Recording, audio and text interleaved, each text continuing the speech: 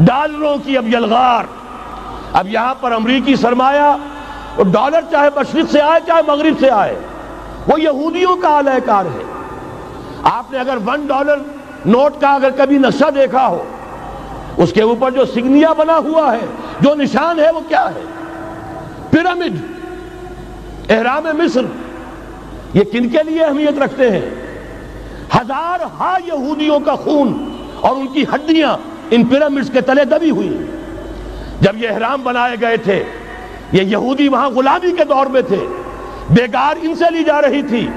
بڑے بڑے پتھر جب گرتے تھے تو پسنے والے یہودی ہوتے تھے. یہ ان کی اپنی، جیسے ہولوکاسٹ، جیسے انہوں نے اس کو اپنا سمبل بنایا ہوا ہے، اسی طریقے سے پیرامڈ، مصر کا پیرامڈ، یہ گویا کہ ان کے اس زوال کا ایک نشان ہے. اور اس پر ایک آنکھ بنی ہوئی ہے، ایک آنکھ، کانے دجال کی آنکھ، وہ دیکھ رہی ہے. عجیب ہے یہ سمبل. نیچے لکھا ہوا ہے نووس آرڈو سکلورم، اور یہ در حقیقت 1776 جو نیچے لکھا ہوا ہے وہ رومن حروف کے اندر یہ 1776 ہے، جو میں بتا چکا ہوں آرڈر آف الومناٹی وساپ نے قائم کیا تھا. عام دنیا یہ سمجھتی ہے کہ شاید یہ امریکہ کا یوم آزادی ہے، سن آزادی ہے. 1 مئی اس آرڈر آف الومناٹی کی تاسیس 1 مئی کو ہوئی ہے. یہ 1 مئی جو منایا جاتا ہے، دھوکہ یہ دیا گیا ہے کہ یہ شکاگو کے جو مزدور ہیں ان کی یادگار ہے. حقیقت میں یہ 1 مئی اور 1776 آرڈر آف دی الومناٹی کی تاسیس کی تاریخ ہے. ڈالر میرے اس دیش کو ناپاک نہ کرنا. اور میں تو انہیں داد دیتا ہوں، جو کچھ انہوں نے، شاعر کہتے ہیں اس کو جو صاحب شعور ہے، اس صاحب شعور نے جو مشاہدہ کیا ہے کہ ڈالر آئے گا تو کیا آئے گا ہمارے ہاں. میری تو فکر کے اندر رچ بس گیا ہے. پاکستان کے بارے میں جب کہا تھا، اے آندھیوں سنبھل کے چلو اس دیار میں، امید کے چراغ جلائے ہوئے ہیں ہم. ہماری امیدوں کے چراغ ہے یہ. اسلام کا گہوارہ بننے والی ملک ہے یہ. اس کو ہم نے قائم کیا تھا اسلام کے لیے. یہ آندھیاں نہ چلیں. اس ملک کو ہم نے اسلام کے چراغ جو ہیں ہم نے اس میں روشن کیے ہوئے ہیں. اے آندھیوں سنبھل کے چلو اس دیار میں، امید کے چراغ جلائے ہوئے ہیں ہم. بہرحال یہ تیسرا سیلاب ہے، ننگی سرمایہ داری، جس کی پھر لعنتیں ہوتی ہیں. ایک طرف فقر، ایک طرف احتیاج، ایک طرف بھوک، ایک طرف دولت کے انبار. پہلے بھی ہمارے ہاں فرق کم نہیں ہے، لیکن اب جو ہوگا، اگر یہ بات پوری ہو گئی تو وہ ننگی سرمایہ داری. اور سرمایہ داری ہی در حقیقت یہود کا سب سے بڑا ہتھ کنڈا ہے.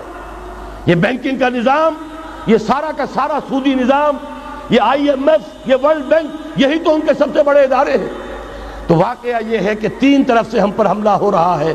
اور یہ سود کے بارے میں کیا کہا تھا اقبال نے؟ از ربا آخر چمی زائد فتن. اس سود کے ام الخبائث کے پیٹ سے سوائے فتنوں کے اور کیا برآمد ہو سکتا ہے؟ کس نہ داند لذت قرض حسن. کسی کو قرض حسنہ کی لذت یاد نہیں رہی. بغیر سود کے قرض دو. تمہارے پاس فاضل رکھا ہوا ہے، کسی بھائی کو دو کہ وہ اپنی معاشی گاڑی کا پہیہ چلا لے، پھر اصل واپس لے لینا. اگر اتنی ہمت نہیں ہے کہ ان تصدقوا فهو خیر لکم، صدقہ ہی کر دو تو سب سے اچھا ہے. دے ہی ڈالو اپنا فاضل سرمایہ. یسألونک ماذا ينفقون قل العفو. مت رکھو اپنے پاس، یہ گندگی ہے. لیکن اگر بڑے ہی کم ہمت ہو تو کم سے کم قرض حسنہ دو، اپنی اصل رقم واپس لینا. کس نہ دانت لذت قرض حسن. از ربا جاں تیرا دل چوں خشت و سنگ.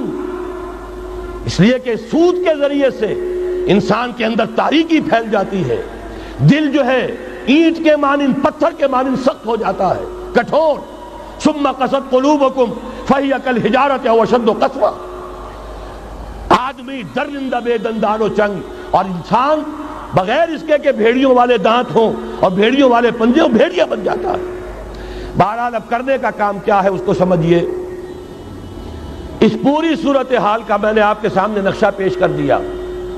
ایک طرف مغرب سے نیو ورلڈ آرڈر، جو جیو ورلڈ آرڈر ہے، اس وقت کی سپریم پاور آن ارتھ، امریکہ کی سرپرستی میں بڑی تیزی کے ساتھ حملہ آور ہے.